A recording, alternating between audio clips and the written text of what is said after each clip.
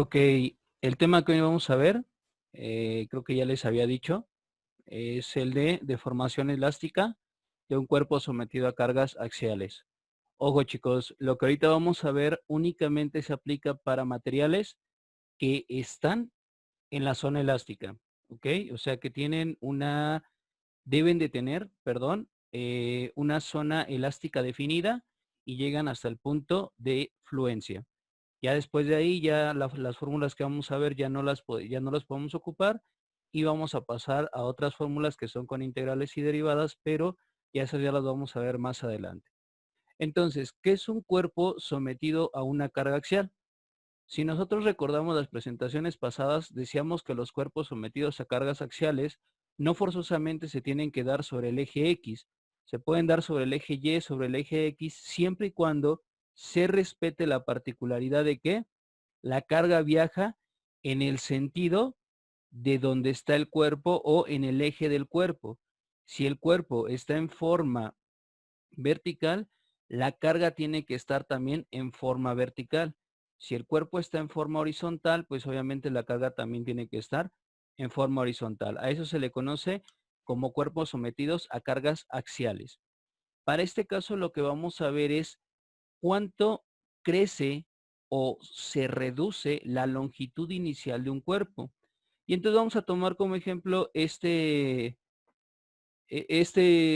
dibujo, esta figura que tenemos aquí, y me dice el problema que yo tengo que calcular, voy a calcular para este caso el desplazamiento, o lo que también conocemos como alargamiento, porque así lo tienen en sus otras fórmulas, total que sufrirá el elemento BC que tenemos aquí, que es el original, si se aplica una carga en el extremo C sobre un área de sección. Quiere decir que yo ya conozco cuánto vale el área de sección, perdón, transversal, y tengo cuánto vale P. Ojo, una de las condiciones que ustedes necesitan para poder analizar este tipo de problemas es que deben de conocer el módulo de elasticidad. ¿Ok? Nosotros debemos de conocer siempre el módulo de elasticidad. Esto es, debemos de saber de qué material está hecho mi elemento para poder analizarlo. Entonces, empezamos.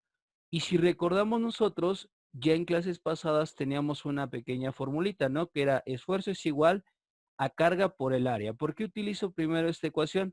Ah, porque yo sé que todo cuerpo sometido a una carga en un área determinada del elemento me va a producir un esfuerzo, ¿ok?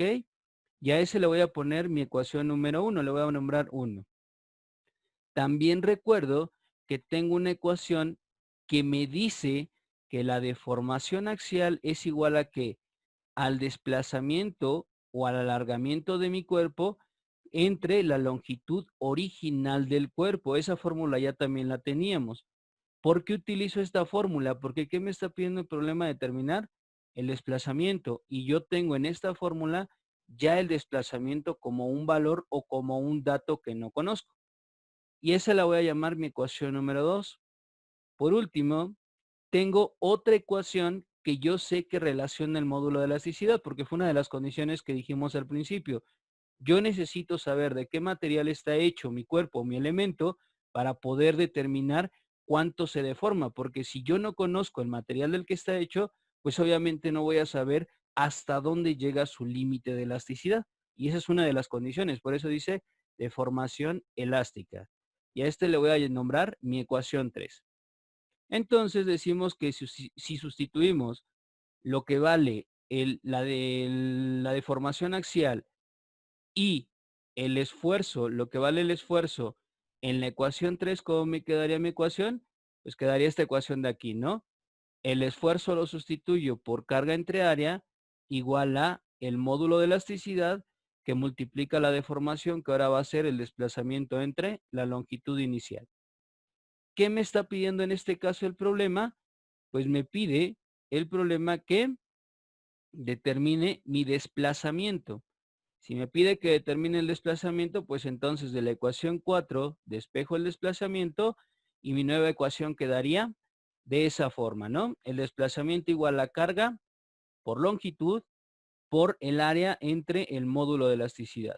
Ya de hecho creo que en algunos libros ya viene esa fórmula sin necesidad de que hagan tanto despeje ni nada, se las dan directo, Pero bueno, yo les quise enseñar de dónde sale la ecuación para que ustedes también vayan, o más bien puedan resolver sus problemas sin ninguna dificultad. Y entonces, esta es otra de las fórmulas que van a agregar a su formulario y aquí viene su nomenclatura. Espero que hasta ahí todo vaya bien. Ok, chicos, entonces, consideraciones para poder analizar un sistema o un cuerpo deformable. 1. Conocer cuáles son los datos que es longitud y el área de sección transversal. Segundo dato que hay que conocer y es muy importante, módulo de elasticidad o el material del que está hecho mi elemento. Y por último, la carga o el valor de carga que se aplica a ese cuerpo o a ese elemento. ¿Ok? Son las condiciones que nosotros debemos de considerar para poder analizar para poder saber, perdón, cuál es la deformación de un cuerpo sometido bajo una carga. Y volvemos a lo mismo. Esta ecuación que está aquí únicamente se aplica cuando el elemento se comporta elásticamente. ¿Ok? Si no se comporta elásticamente, no se puede.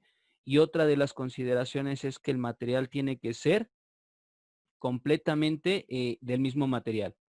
¿Sale? O sea, yo no puedo tener como que aleaciones o sí las puedo tener siempre y cuando conozca el módulo de elasticidad. Si no conozco el módulo de elasticidad, no puedo aplicar esta ecuación. Ahora, ¿qué pasaría si yo tuviera dos elementos, como en este caso, de diferentes materiales, sometidos a cargas diferentes, pero que están unidos, por ejemplo, por una soldadura? ¿Cómo lo analizo? Bueno, el problema aquí me dice que debo de calcular el desplazamiento total que sufrirá el elemento AD o los elementos, en este caso sería AC, CD, si se aplican cargas en B, C y D. Ahí se me fue una letrita, aquí no es B, aquí borren la B, nada más es en C y en D. Como se muestra en la imagen, la barra AC es de un material diferente, perdón, a la barra CD. ¿Qué es lo primero que vamos a hacer nosotros? Bueno, lo primero es, pues hay que determinar una deformación total, ¿no? En el pasado nada más teníamos una sección, entonces no había tanto problema porque la deformación total es la misma deformación que sufre el elemento. Pero en este caso la deformación total, ¿a qué va a ser igual? Pues a la deformación que va a sufrir primero el elemento AC y después el elemento CD. Vamos a tener esta otra ecuación que está aquí. Si nosotros ya realizamos un ejemplo anterior y pudimos determinar a qué es igual la deformación, entonces podemos decir que la deformación de AC va a ser igual a qué? A la carga 1, o en este caso sería la carga en C, por la longitud AC, por el área que va a tener el segmento AC, por el módulo de elasticidad de AC. Yo les pongo 1 porque al final de cuentas la referencia aquí está como 1 y 2, ¿ok? Pero al final las variables o los subíndices dependen mucho de cómo referencien ustedes cada uno de sus apartados. Y pues para el elemento la deformación CD pues es lo mismo, ¿no? Nada más cambian las variables. Ya que tenemos estas dos ecuaciones, chicos, ¿qué hacemos ahora? Pues sustituimos estas dos ecuaciones en mi ecuación 1. ¿Y cómo quedaría entonces? Ya quedaría mi ecuación general de esa forma. ¿Ok? Yo ya tendría que entonces la deformación total es la suma de las dos deformaciones que acabamos de obtener aquí arriba. De estas dos deformaciones. Y entonces tenemos que entonces de 2 y 3 podemos concluir que yo ya tengo entonces ahora esa ecuación.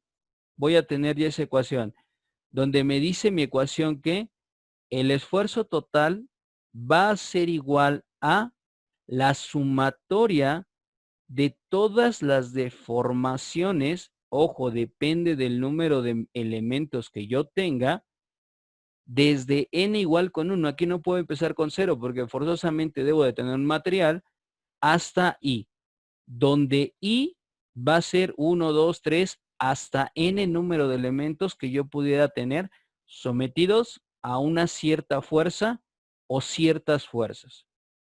Y por lo tanto, tenemos que si sustituyo lo que vale una deformación, la deformación total es a la sumatoria de todas las cargas y LI entre AI por EI, desde n igual con 1 hasta I, donde I va a ser 1, 2, 3 hasta n número de elementos. Y representa aquí el número de elementos que nosotros tenemos.